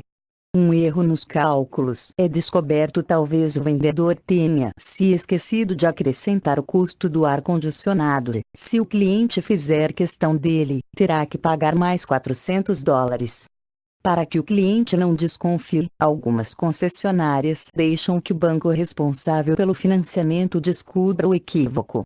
Outras vezes, a venda é desautorizada no último minuto. Quando o vendedor vai pedir o aval do chefe, este a cancela porque a concessionária estará perdendo dinheiro. Por apenas mais $400, o carro pode ser comprado, o que, no contexto de uma transação de milhares de dólares, não faz muita diferença, já que, como o vendedor enfatiza, o preço é compatível com a concorrência e este é o carro que você escolheu, certo? Outra forma ainda mais traiçoeira da técnica da bola baixa ocorre quando o vendedor faz uma oferta exagerada pelo carro usado do cliente potencial como parte do pacote de troca. O cliente, diante da oferta generosa, fica ansioso por fechar o negócio. Mais tarde, antes que o contrato seja assinado, o gerente de carros usados informa que a estimativa do vendedor estava $400 acima do preço de mercado e a corrige para seu nível real.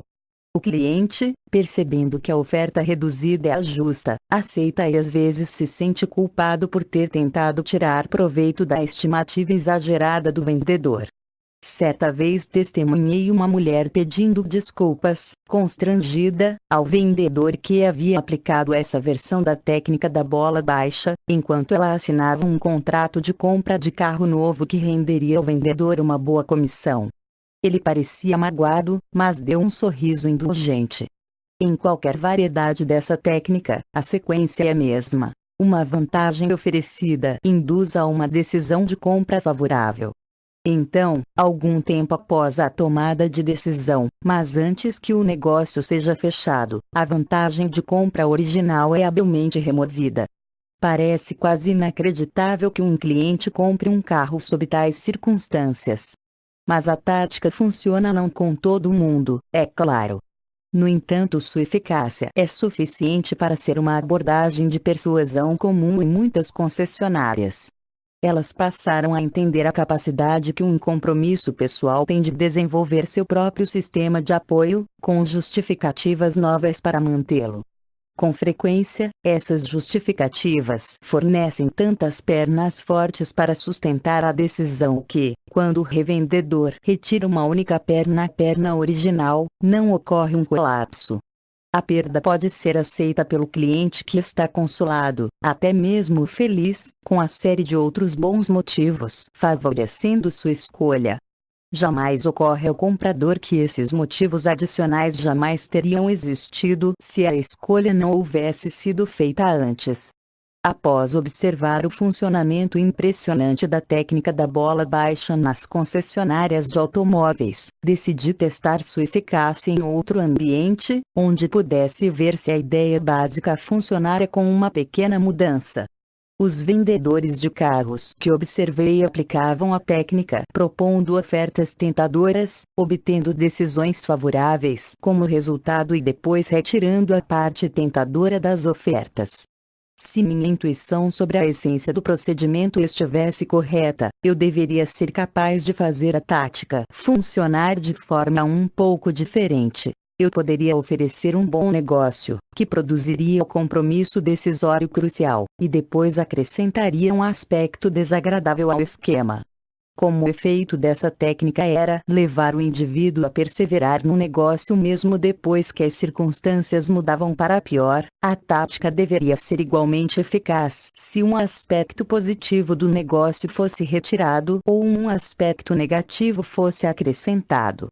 Para testar esta última possibilidade, meus colegas John Cacioppo, Rod Bassett, John Miller e eu realizamos um experimento visando fazer com que estudantes de introdução à psicologia da Ohio State University concordassem em realizar uma atividade desagradável: acordar bem cedo para participar de um estudo dos processos do pensamento às 7 da manhã.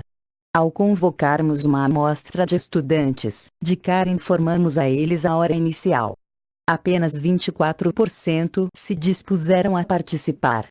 Porém, quando convidamos uma segunda amostra de estudantes, usamos a técnica da bola baixa. Primeiro perguntamos se queriam participar de um estudo dos processos de pensamento. Só depois que responderam 56% deles positivamente, mencionamos a hora inicial e demos a chance de mudarem de ideia.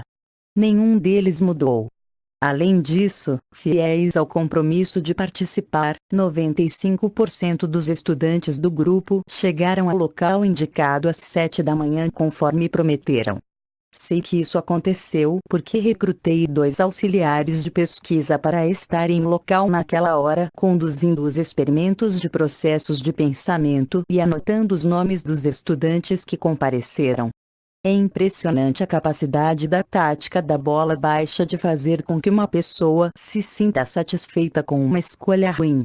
E os maiores fãs da técnica são aqueles que só dispõem de opções ruins para nos oferecer, em situações sociais, pessoais ou de negócios. No caso do meu vizinho Tim, por exemplo, que conseguiu reatar o namoro com Sarah, ele prometeu mudar seu comportamento, mas não cumpriu sua promessa. Mesmo assim, Sarah se tornou mais dedicada a ele do que nunca, porque, segundo ela mesma diz, pôde se permitir enxergar todas as qualidades positivas de Tim que antes não reconhecia. Sei que Sarah caiu no mesmo truque que os clientes da concessionária. Como os novos atrativos que passou a ver em Tim são bastante reais para ela, Sarah agora parece satisfeita com o mesmo esquema que era inaceitável antes de seu enorme comprometimento. Defender o interesse coletivo dependendo dos motivos da pessoa que deseja usar as técnicas de persuasão discutidas neste livro, qualquer uma delas pode ser empregada para o bem ou para o mal. Não deve surpreender, portanto, que a técnica da bola baixa seja usada com propósitos socialmente mais benéficos do que vender carros novos ou reatar relacionamentos. Um projeto de pesquisa realizado em Iowa, por exemplo, mostra como o procedimento da bola baixa pode influenciar cidadãos a poupar energia. O projeto começou no início do inverno, quando os moradores que aqueciam seus lares com gás natural foram abordados por um entrevistador. Este forneceu algumas dicas de conservação de energia e pediu que tentassem poupar combustível no futuro. Embora todos concordassem em tentar, quando os pesquisadores examinaram o consumo daquelas famílias após um mês, de novo, ao final do inverno, ficou claro que nenhuma economia real ocorrerá.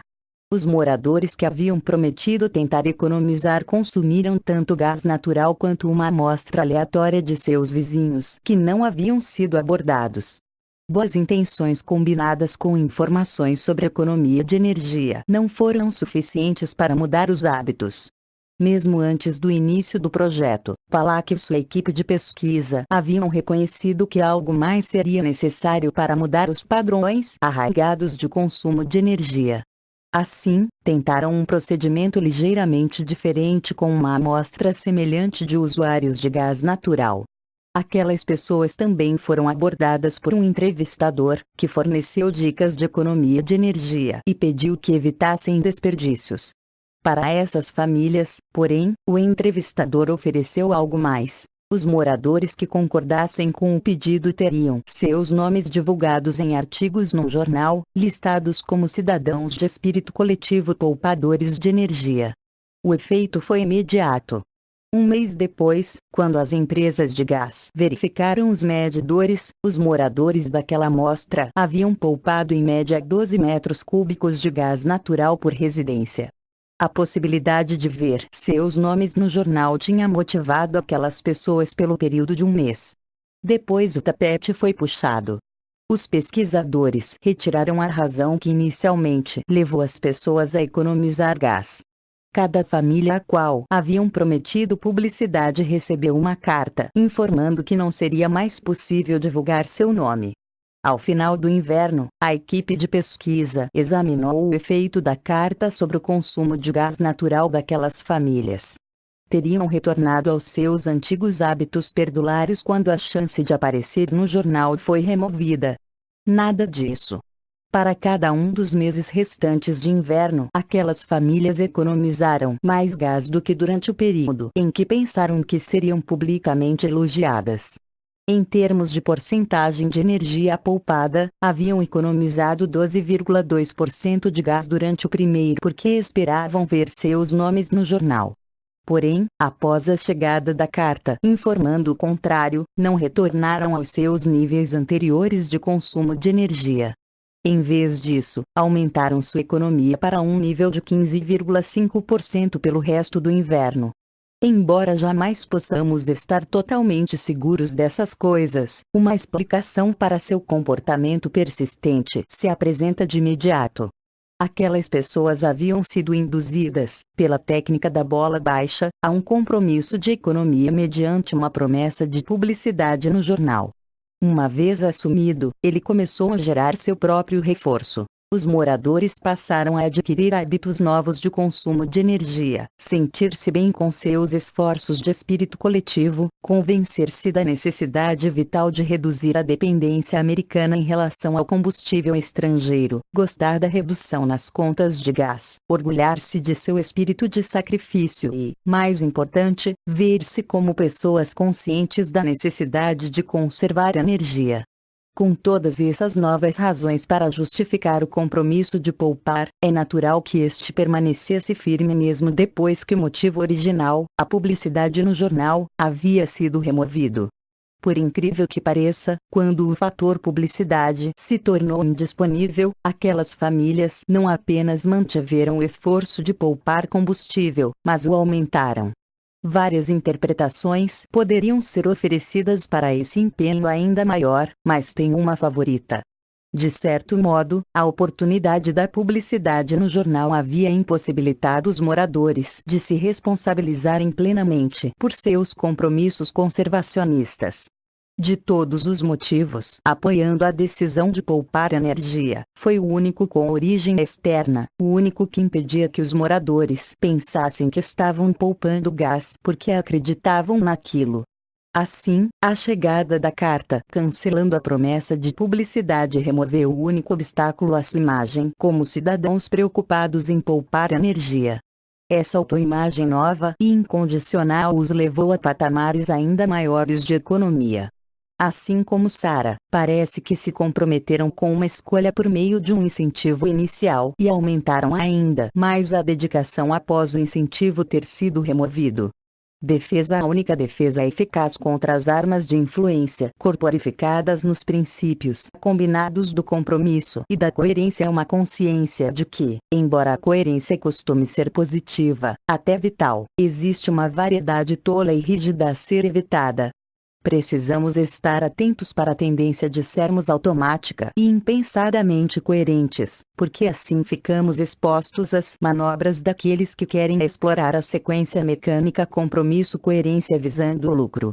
Já que a coerência automática é tão útil, permitindo quase sempre uma forma de comportamento econômica e apropriada, não podemos decidir eliminá-la de nossa vida. Os resultados seriam desastrosos.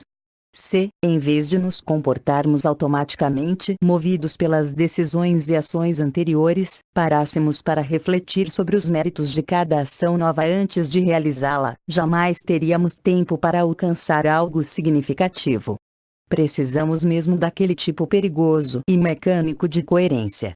Portanto, a única saída para o dilema é saber quando a coerência tem grandes chances de nos levar a uma escolha ruim. Existem certos sinais, dois tipos distintos, para nos alertar. Registramos cada tipo numa parte diferente de nosso corpo. Sinais no estômago. O primeiro sinal é fácil de reconhecer. Ele ocorre bem na boca do estômago, quando percebemos que fomos induzidos a concordar com um pedido que sabemos que não queremos satisfazer. Aconteceu comigo centenas de vezes. Um caso especialmente inesquecível, porém, ocorreu numa noite de verão bem antes que eu começasse a estudar as táticas de persuasão. Alguém tocou a campainha e, ao abrir a porta, encontrei uma jovem estonteante trajando short e uma frente única reveladora. Observei, porém, que carregava uma prancheta e estava pedindo que eu participasse de uma pesquisa. Querendo impressionar, concordei e, admito, distorci a verdade nas respostas à entrevista de modo a passar a impressão mais positiva possível. Nossa conversa transcorreu assim: jovem estonteante. Oi? Estou fazendo uma pesquisa sobre os hábitos de entretenimento dos moradores da cidade e gostaria de saber se o senhor poderia responder umas perguntinhas. Cialdini. Claro. Pode entrar. G. Obrigada. Vou me sentar aqui e começar. Quantas vezes por semana o senhor janta fora? C. A. Provavelmente 3, talvez 4 vezes por semana. Sempre que posso, na verdade. Adoro bons restaurantes. G. Que bom. E geralmente pede vinho no jantar. C. Só se for importado. G. Entendo. E filmes? Vai muito ao cinema. C. Cinema. Nunca me canso. Especialmente dos filmes de arte, legendados. E você? Gosta de ver filmes? G. Sim, gosto. Mas, voltando à entrevista, vai muitas vezes a apresentações musicais, shows? C. Com certeza. De preferência com orquestra sinfônica. Mas também curto uma boa banda pop de qualidade. G. Anotando rapidamente. Maravilha. Uma última pergunta. E os espetáculos das companhias de teatro ou balé itinerantes? Costuma assistir quando estão na cidade? C. O balé, o movimento, a graça, a forma, eu adoro. Anote aí que adoro balé. Não perco uma chance de ir. G. Ótimo. Deixe-me reconferir meus dados por um momento, Sr. Cialdini. C. Na verdade, é Dr. Cialdini. Mas soa muito formal. Por que não me chama de Bob? G. Tudo bem, Bob. Pelas informações que me deu, satisfeito em informar que poderá economizar até $1.200 por ano ingressando no Clube América. Uma pequena taxa de sócio permite obter descontos em quase todas as atividades mencionadas. Com certeza alguém com uma vida social tão intensa como o senhor gostará de aproveitar a incrível economia que nossa empresa pode oferecer em todas as coisas que acabou de citar. C. Preso na ratoeira, bem, acho que sim. Lembro que senti meu estômago contrair enquanto eu balbuciava minha concordância. Era um claro alerta ao meu cérebro. Ei, você está sendo manipulado. Mas eu não conseguia ver uma saída. Havia sido encurralado por minhas próprias palavras. Recusar oferta àquela altura significaria enfrentar duas alternativas desagradáveis. Se eu tentasse me safar afirmando que não era realmente o homem sofisticado que aleguei ser durante a entrevista, ficaria com imagem de mentiroso. Se tentasse me esquivar sem aquela alegação, pareceria um idiota por não querer economizar $1.200. Comprei o pacote de entretenimento, mesmo sabendo que eu havia sido enganado. A necessidade de ser coerente com o que eu já tinha dito me colocou numa cilada. Isso já não acontece mais. Hoje costumo dar ouvidos ao estômago e descobri um modo de lidar com as pessoas que tentam aplicar o princípio da coerência contra mim. Apenas digo exatamente o que estão fazendo. Essa tática se tornou o meu contra-ataque perfeito. Sempre que meu estômago diz que eu seria um idiota se concordasse com determinado pedido apenas por querer ser coerente com um compromisso anterior a que foi induzido, transmito essa mensagem ao solicitante. Não tento negar a importância da coerência. Em vez disso, aponto para o absurdo da coerência estúpida. Se, em resposta, o solicitante se encolhe com sentimento de culpa ou recua com perplexidade, fico satisfeito. Eu venci. Um explorador perdeu. Às vezes imagino como reagiria se aquela jovem estonteante de anos atrás tentasse me vender adesão a um clube de entretenimento. Tenho tudo na ponta da língua. Toda a interação seria a mesma, exceto o final. G. Com certeza alguém com uma vida social tão intensa como o senhor gostará de aproveitar as incríveis economias que nossa empresa pode oferecer em todas as coisas que acabou de citar. C. Com muita segurança, nada disso. Veja bem, reconheço o que aconteceu aqui. Sei que sua história de realizar uma pesquisa não passa de um pretexto para fazer com que as pessoas revelem com que frequência costumam sair e que, sob tais circunstâncias, existe uma tendência natural a exagerar. E me recuso a permitir ser aprisionado numa sequência mecânica de compromisso e coerência quando sei que está me levando na direção errada. Nada de clique, zoom comigo. G. C. Vou explicar. Primeiro, seria burrice de minha parte gastar dinheiro com algo que não desejo. Segundo, sei de fontes dignas, meu estômago, que não quer o seu plano de entretenimento. Terceiro, se você ainda acredita que vou comprar, provavelmente também acredita no coelhinho da Páscoa. Com certeza alguém inteligente como você deve ser capaz de entender isso. C. Presa na ratoeira, bem, acho que sim. Sinais do fundo do coração. O estômago não é um órgão especialmente perceptivo ou sutil. Somente quando é óbvio que estamos prestes a ser encurralados ele costuma registrar e transmitir essa mensagem. Em outras ocasiões, quando não está claro que estamos sendo manipulados, o estômago pode não captar os fatos. Diante dessas circunstâncias, precisamos achar uma pista em outro lugar. A situação de minha vizinha Sara proporciona um bom exemplo. Ela assumiu um compromisso importante com Tim ao cancelar seus planos anteriores de casamento. O compromisso desenvolveu seus próprios suportes, de modo que, embora seus motivos originais tenham desaparecido, ela continua em harmonia com sua escolha. Sara se convenceu com motivos novos de que fez a coisa certa e, portanto, permanece com Tim. Não é difícil ver por que o estômago de Sara não se contrai por isso. O estômago nos alerta quando estamos fazendo algo que achamos errado para nós.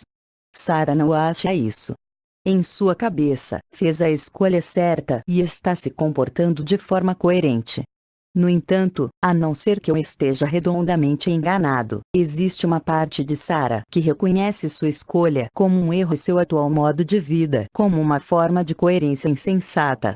Onde, exatamente, está localizada essa parte de Sara não sabemos ao certo, mas nossa linguagem dá um nome a ela: o fundo do coração.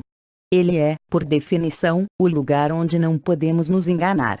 É o lugar onde nenhuma de nossas justificativas, nenhuma de nossas racionalizações penetra. Sara dispõe da verdade lá, embora neste momento não consiga ouvir com clareza seu sinal através do ruído e da estática do novo aparato de apoio que construiu. Se Sara errou ao escolher Tim, quanto tempo irá transcorrer sem que o reconheça claramente, sem que tenha um ataque do fundo do coração? Ninguém sabe. Uma coisa é certa, porém, conforme o tempo passa, as diferentes alternativas a Tim vão desaparecendo. Ela faria melhor caso decidisse logo se está cometendo um erro. Claro que falar é mais fácil que fazer. Ela precisa responder a uma pergunta bem complicada. Sabendo o que sei agora, se eu pudesse voltar no tempo, faria a mesma escolha? O problema está na primeira parte da questão. O que ela sabe agora precisamente sobre Tim? Quanto de sua opinião sobre ele resulta de uma tentativa desesperada de justificar o compromisso assumido? Sara alega que, desde sua decisão de aceitá-lo de volta, ele se importa mais com ela, está se esforçando para não beber em excesso, aprendeu a preparar uma omelete maravilhosa, etc. Tendo provado algumas de suas omeletes, tenho lá minhas dúvidas. O importante, porém, é verificar se ela acredita nessas coisas não apenas racionalmente, mas do fundo do coração. Talvez Sara possa usar um pequeno dispositivo para descobrir quanto de sua satisfação atual com Tim é real e quanto não passa de coerência insensata. Segundo indícios psicológicos, experimentamos nossos sentimentos em relação a alguma coisa a uma fração de segundo antes de conseguirmos intelectualizá-la. Minha suspeita é de que a mensagem enviada pelo fundo do coração seja um sentimento puro e básico. Portanto, se nos instruirmos a prestar atenção, deveríamos registrar o sentimento um pouco antes que o aparato cognitivo entre em ação. De acordo com essa abordagem, se Sara fizesse a si mesma a pergunta crucial: eu faria a mesma escolha de novo? Deveria se concentrar e confiar no primeiro sentimento que experimenta sem resposta. Seria provavelmente o sinal do fundo de seu coração, manifestando-se sem distorção antes que ela possa enganar a si mesma. Passei a aplicar o mesmo dispositivo sempre que suspeito que possa estar agindo de forma insensatamente coerente. Certa vez eu havia parado na bomba de autoatendimento de um posto de gasolina que anunciava um preço por galão alguns centavos abaixo do valor de outros postos da área. Mas, depois de pegar a mangueira, observei que o preço indicado na bomba era 2 centavos superior ao do letreiro do posto. Quando mencionei a diferença a um atendente, que mais tarde descobri ser o dono do posto, ele murmurou, sem me convencer, que o preço havia mudado alguns dias antes e não tivera tempo de corrigir o erro. Pensei no que fazer. Algumas razões para ficar vieram à mente. Preciso muito de gasolina, esta bomba está livre e estou com pressa, acho que meu carro funciona melhor com esta marca de combustível. Eu precisava descobrir se aqueles motivos eram genuínos ou meras justificativas para minha decisão de parar ali. Então fiz a mim mesmo uma pergunta crucial. Sabendo o que sei sobre o verdadeiro preço desta gasolina, se eu pudesse voltar no tempo, faria a mesma escolha de novo? Concentrando-me no primeiro lampejo de impressões sentidas, a resposta foi clara e inequívoca. Eu não teria parado ali. Reconheci então que, sem a vantagem do preço, aquelas outras razões não me atrairiam para o posto em questão. Elas não haviam criado a decisão as havia criado. Resolvido isso, restava enfrentar outra decisão. Como eu já estava com a mangueira em mãos, não seria melhor usá-la do que sofrer a inconveniência de ir a outro posto e pagar o mesmo preço? Felizmente, o atendente dono do posto se aproximou e me ajudou a decidir. Ele perguntou por que eu não estava colocando gasolina no carro. Quando respondi que não havia gostado da discrepância de preço, ele foi ríspido. Veja bem, ninguém vai me dizer como administrar meu negócio. Se acha que estou enganando você, largue esta mangueira agora e saia de minha propriedade o mais rápido que puder. Agora, certo de que ele era um trapaceiro, fiquei feliz em ser coerente com minha crença e meus desejos. Larguei a mangueira no ato e passei com o carro por cima dela a caminho da saída mais próxima. Às vezes a coerência pode ser algo maravilhosamente recompensador. Vulnerabilidades especiais. Será que existem tipos específicos de pessoas cuja necessidade de ser coerentes com o que já disseram e fizeram as torna especialmente suscetíveis às táticas de compromisso descritas neste capítulo? A resposta é sim. Para descobrir os traços que caracterizam esses indivíduos, seria útil examinar um incidente doloroso na vida de um astro do esporte. Os acontecimentos em torno do incidente, conforme descritos na época em matéria da Associated Press, parecem intrigantes. Em 1 de março de 2005, o neto de 17 meses da lenda do golfe Jack Nicklaus se afogou numa banheira de hidromassagem. Uma semana depois, Nicklaus, ainda arrasado, negou quaisquer intenções futuras de se dedicar ao golfe, explicando o seguinte: acredito que, depois do que aconteceu com nossa família, meu tempo será gasto de formas bem diferentes. Não tenho planos relacionados ao jogo de golfe. Entretanto, no dia daquela declaração, ele abriu duas exceções notáveis. Fez uma palestra a um grupo de sócios potenciais de um clube de golfe na Flórida e jogou num torneio beneficente organizado por seu velho rival no esporte, Gary Player.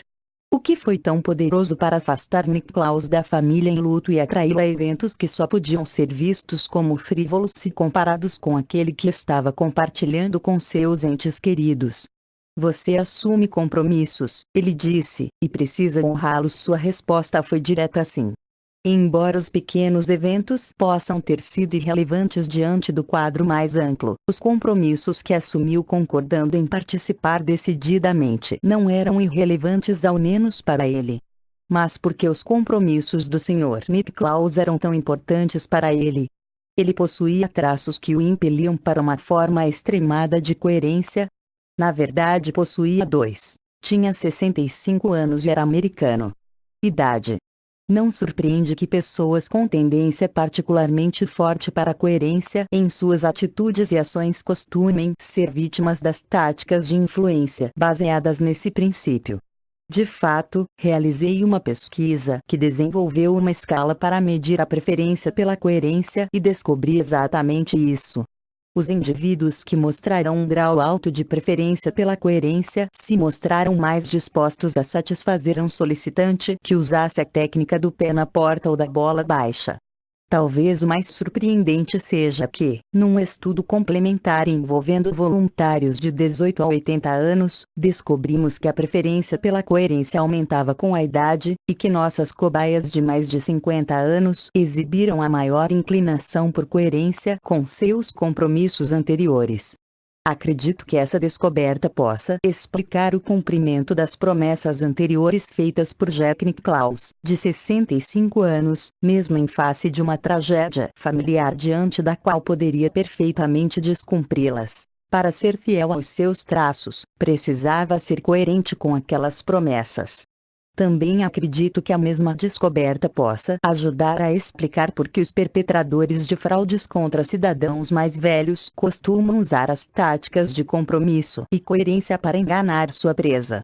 Prova disso é um estudo notável da Associação Americana de Aposentados, preocupada com a incidência crescente e o triste sucesso de fraudes telefônicas contra seus membros de mais de 50 anos. Numa parceria com detetives de 12 estados americanos, a organização se envolveu numa operação policial para investigar os truques dos vigaristas telefônicos contra os idosos. Foi obtido um acervo de transcrições de fitas de áudio de conversas entre os vigaristas e suas vítimas. Um exame minucioso das gravações pelos pesquisadores Anthony Pratcanis e Doug Shadell revelaram tentativas generalizadas dos fraudadores de obterem, ou às vezes apenas reivindicarem um compromisso inicial pequeno de uma vítima e depois arrancarem dinheiro cobrando dela aquele compromisso. Observe que, nos trechos de conversas a seguir, o vigarista usa o princípio da coerência como um porrete contra pessoas cuja preferência pela coerência pessoal dá a essa arma uma força terrível. Não foi só uma conversa a respeito. O senhor fez o pedido. Disse que sim. Disse que sim. Bem, o senhor se inscreveu mês passado. Não está lembrando? O senhor nos deu sua palavra a respeito. Mais de 3 semanas atrás recebi uma promessa e um compromisso seu na semana passada. O senhor não pode comprar um produto e voltar atrás 5 semanas depois. Não dá para fazer isso. Individualismo. Existe outro fator além da idade que possa explicar a forte necessidade de Jack Nicklaus de se manter coerente com seus compromissos. Já aludi a esse fator antes. Ele é americano, nascido e criado no interior, Ohio, de uma nação que se distingue de grande parte do resto do mundo por sua devoção ao culto do indivíduo. Em nações individualistas como os Estados Unidos e alguns países da Europa Ocidental, o foco recai sobre o eu, ao passo que nas sociedades mais coletivistas o foco recai sobre o grupo. Por exemplo, individualistas decidem o que devem fazer numa situação examinando basicamente suas próprias histórias, opiniões e escolhas, e não as de seus pares. Isso deve deixá-los bastante vulneráveis às táticas de influência que usam como alavancagem aquilo que uma pessoa disse ou fez antes. Para testar essa ideia, meus colegas e eu aplicamos uma versão da técnica do pé na porta a um grupo de estudantes da minha universidade, metade nascidos nos Estados Unidos e metade estudantes de países asiáticos menos individualistas. Primeiro pedimos a eles que participassem de uma pesquisa online sobre relacionamentos sociais dentro e fora da universidade que levaria 20 minutos para ser concluída. Um mês depois, pedimos que participassem de uma pesquisa análoga que levaria 40 minutos. Daqueles que responderam à pesquisa de 20 minutos, entre os estudantes americanos mais individualistas, a propensão em concordar com o pedido de 40 minutos foi mais que o dobro, 21,6% contra 9,9% daquela dos estudantes asiáticos. Por quê? Porque eles, pessoalmente, haviam concordado com um pedido anterior semelhante, e os individualistas decidem o que devem fazer a seguir com base no que fizeram pessoalmente. Desse modo, membros de sociedades individualistas, sobretudo os mais velhos, precisam ficar alertas para as táticas de influência que começam solicitando apenas um pequeno passo. Aqueles pequenos e cautelosos passos podem levar a saltos grandes e irracionais. Resumo: os psicólogos reconhecem um desejo na maioria das pessoas de serem e parecerem coerentes com suas palavras, crenças, atitudes e ações. Essa propensão pela coerência é alimentada por 3 fontes. Primeira, uma grande coerência pessoal é altamente valorizada pela sociedade. Segunda, além do seu efeito sobre a imagem pública, a conduta coerente proporciona uma abordagem benéfica à vida cotidiana. Terceira, uma orientação coerente proporciona um atalho valioso em meio à complexidade da existência moderna. Ao ser coerente com as decisões anteriores, a pessoa reduz a necessidade de processar todas as informações pertinentes em situações semelhantes futuras. Em vez disso, basta que recorde as decisões anteriores e reaja em consonância com elas. Dentro do domínio da persuasão, o segredo é assegurar um compromisso inicial. Após tomarem uma posição, as pessoas ficam mais dispostas a concordar com pedidos que sejam compatíveis com o compromisso anterior. Desse modo, muitos profissionais da persuasão tentam induzir as pessoas a assumir uma posição inicial que seja condizente com uma conduta que mais tarde pedirão a elas. Nem todos os compromissos são igualmente eficazes, porém, em produzir ações coerentes no futuro. Os melhores são aqueles ativos, públicos, trabalhosos e vistos como internamente motivados, não coagidos. As decisões de compromisso, mesmo equivocadas, têm uma tendência à autoperpetuação porque podem desenvolver suas próprias pernas. Ou seja, é comum as pessoas acrescentarem novos motivos e justificativas para respaldar a sabedoria dos compromissos que já assumiram. Como consequência, alguns deles permanecem em vigor bem depois de as condições que os incentivaram terem mudado. Esse fenômeno explica a eficácia de certas práticas de consentimento enganadoras, como a técnica da bola baixa. Para reconhecermos e resistirmos à influência indevida das pressões por coerência em nossas decisões de consentimento, devemos dar ouvidos aos sinais oriundos de dois lugares dentro de nós: o estômago e o fundo do coração. Os sinais do estômago aparecem quando percebemos que compromisso e coerência estão nos pressionando a concordar com pedidos que sabemos que não queremos satisfazer. Sob essas circunstâncias, é melhor explicar ao solicitante que o consentimento constituiria uma forma de coerência insensata em que preferimos não nos engajar. Os sinais do fundo do coração são diferentes. Sua aplicação ideal é quando não está claro para nós que um compromisso inicial era equivocado. Aqui devemos nos fazer a pergunta crucial: sabendo o que sei agora, se eu pudesse voltar no tempo, assumiria o mesmo compromisso? Concentre-se na primeira coisa que sentir. As táticas de compromisso e coerência tendem a funcionar especialmente bem com membros de sociedades individualistas, sobretudo aqueles acima de 50 anos. Perguntas de estudo. Domínio do conteúdo 1. Por que queremos parecer e ser coerentes na maioria das situações? 2. Por que achamos a coerência, mesmo rígida e obstinada, desejável em muitas situações? 3. Quais são os 4 fatores que fazem com que um compromisso afete a autoimagem da pessoa e suas ações futuras? 4.